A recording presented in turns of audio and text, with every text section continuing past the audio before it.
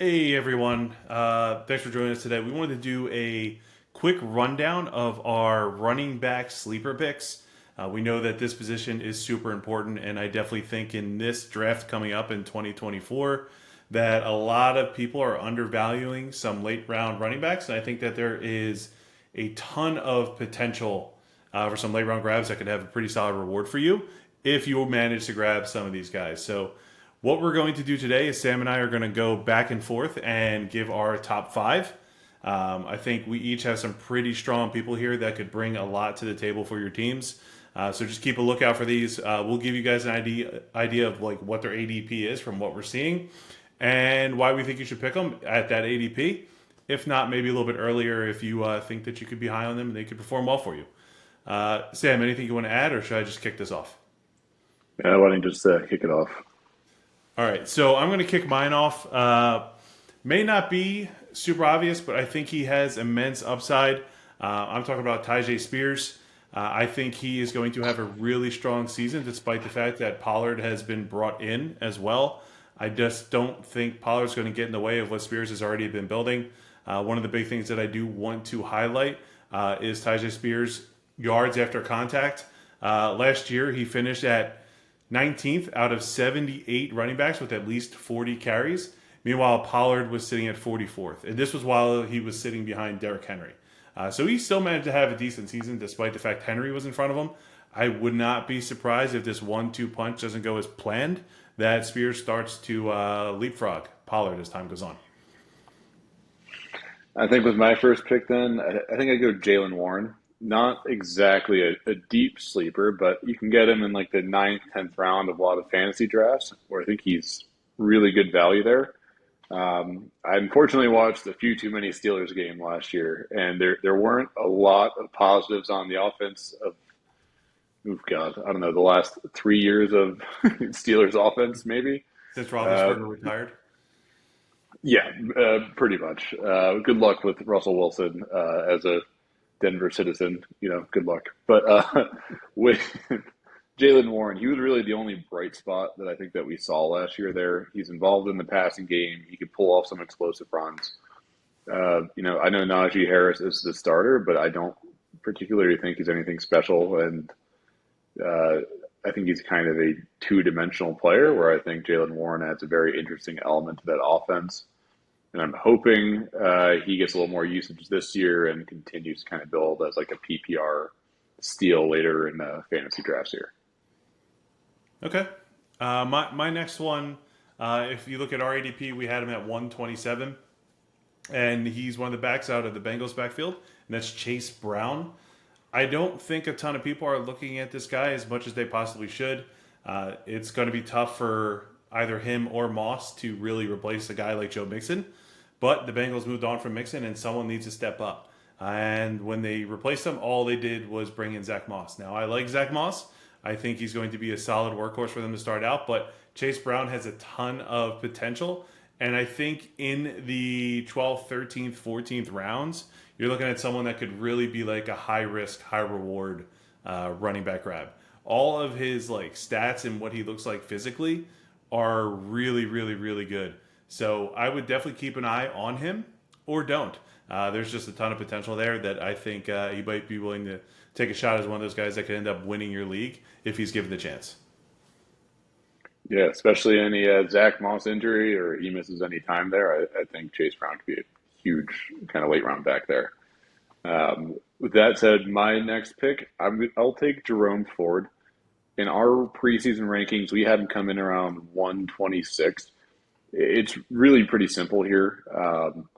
Nick Chubb had a huge knee injury last year, and Sports Illustrated just had an update 3 days ago that quoted him saying he's behind on his kind of progress there to kind of get back and be on the field. Even before that update, we weren't really sure when Nick Chubb was going to be back on the field, if he'll be the same player that he has been in previous years. And the Browns, they have one of the best O-lines in the league. They're a run-heavy team, and I'm not convinced Nick Chubb is going to see a ton of playing time this year. So I will gladly take Jerome Ford in like the 11th or 12th round here. Yeah, I don't disagree with you in that potential there. I don't think Chubb's going to be at 100% no matter how you spin it. Tearing all those ligaments, it just wasn't an ACL tear. I don't think it's a 12-month healing time, and I don't even think he's at 12 months yet. I think he's looking at more of like 16 to 18 months, barring he's some superhuman. So Jerome Ford definitely has immense upside. My next one is someone who probably crushed a lot of you last year because you took him early and then he got hurt and he never looked the same, and that's Austin Eckler. We currently have him at 98 ADP in our rankings. I think he is being overlooked. I think people are attributing last year's to him being washed. I don't think he was the same after he had that eye ankle sprain. He came back in week 6. He just really never looked the same the entire year. I think the odds of him getting injured again are pretty low. He is very healthy. He's looking good. And he's also someone who just like works out like an absolute beast and takes care of himself. So you know he's going to put everything in there to get back on the field. I'm sure he was one of the ones that was disappointed, as I'm pretty sure he had himself in fantasy. I think he was talking about that at some point last year. So that kind of is what it is, but I am expecting him to bounce back, and I think he will be a focal point of that offense if he stays healthy. Just keep in mind, people think he's like injury prone at this point. He's played full seasons 3 out of the last 5. That's pretty good for a running back to play full seasons that frequently this day and age, especially when all of them tend to be dropping like flies to injury. So he's definitely someone you're going to want to keep your eye on.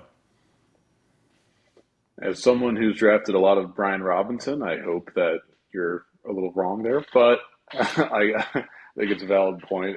Yeah, he's probably not as washed as the fantasy community has made him out to be. Um, That's it. This guy's coming a little deeper in drafts right now, and I think with some preseason hype, we've seen him move up a little bit. But with my third pick, I'm going to go Jaleel McLaughlin, and I'm not just being a Denver homer here. It seems like the Denver backfield right now is a wide open competition. Sean Payton has had plenty of opportunities to say Javonte Williams is going to be his starting running back, and he's declined so at every step of the way. Um, Sean Payton also loves using running backs in the receiving game, and they just drafted one of the best check down QBs in the draft in Bo Nix. Uh, Mm-hmm. Maybe he's the best check down QB because that's mostly what he's capable of doing.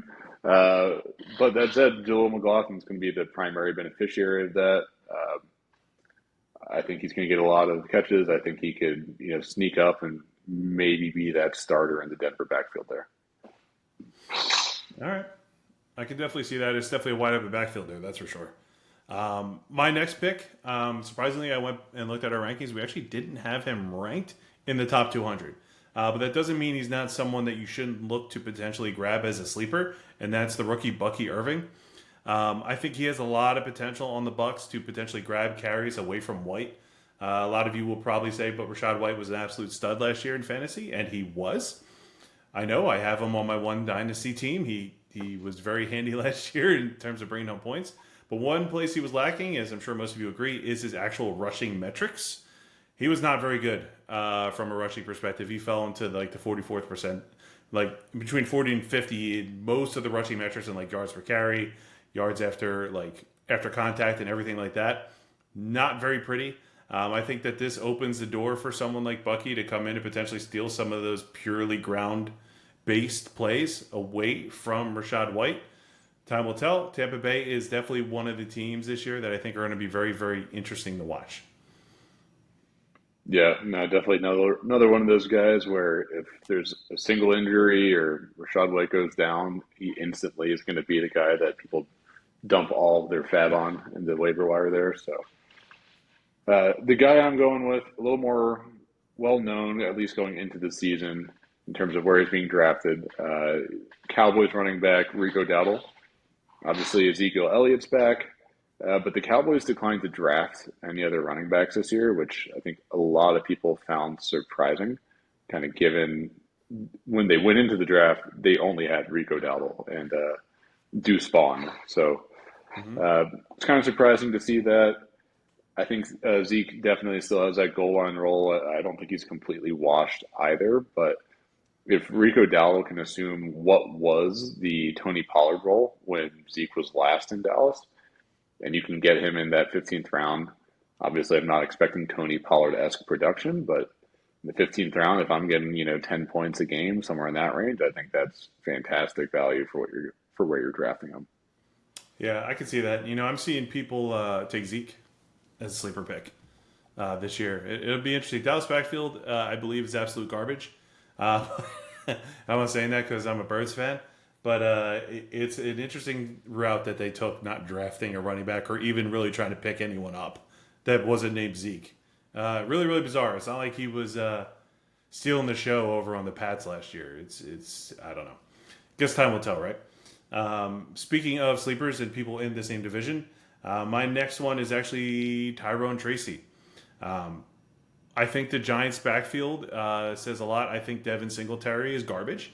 I don't think he's going to do much there. The Giants, as we know, are definitely going to miss the Birds taking Saquon pretty much right from under them. If you guys have watched Hard Knocks, it's actually pretty fascinating to watch that they just look like a bunch of teenage boys sitting around a couch trying to figure out who they want to pick or how they're going to like re-sign Saquon, and then they do nothing but lose him. You play games, and that's what happens, right? So now he's on the Eagles, which leaves the Giants open to drafting Tyrone Tracy, whose metrics look pretty good. And I think he could be someone who could potentially take over Singletary's spot. It's not like Singletary has had a stellar career. He's been very, very hit or miss. One of the things to note is that Tyrone Tracy was a wide receiver before converting to running back. So I think in PPR formats, he could be an absolute steal. And if Singletary gets injured, as Sam has said on a few of these guys, he's going to be a beautiful handcuff to just take carries. But I think they're going to feature very much a 1-2 punch on the Giants team. So he could end up being a PPR monster because I don't know who else Daniel Jones is going to be throwing to outside of Neighbors. Yeah, no, I think that's a great call out, and especially if they use Tracy in the return game with the new kickoff rules in later rounds. I'm trying to find those guys who have that kickoff upside, assuming your league counts like touchdowns there as fantasy points for you, which they probably should. Yep. So with that said, my last pick, not a return guy, but also one of those running back by committees. There's a chance there's an injury could come up and he gets some more playing time. But I'll go with Kendre Miller from the Saints. Obviously, Alvin Kamara's there. I don't think he's fading into the abyss just yet, but he is 28. There have been some drama with holding out from training camp, this summer with him. And I think eventually they're going to have to pass the torch. I think they drafted Kendre Miller to be that guy. He missed 9 games last season, though, so he didn't really get a chance to really come into his own. But when he did play, he showed some pretty impressive flashes, and I think he'll get a bigger opportunity this year. I'm not too worried about Jamal Williams. And again, I think if he shows flashes and Kamara's on the decline, I think they're going to hand that torch off to him. Yeah, Jamal Williams is not doing much of anything since he went there. All right, guys. That's our top 5 apiece when it comes to sleepers. You can listen to us or not and take whoever you want. But I can tell you that we will definitely have our eyes on these players, especially in the later rounds. A lot of the people that we mentioned today are in the 10th round plus. So I think there's a lot of upsides to take some shots on some of the people that you just heard. All right, see you in the next video.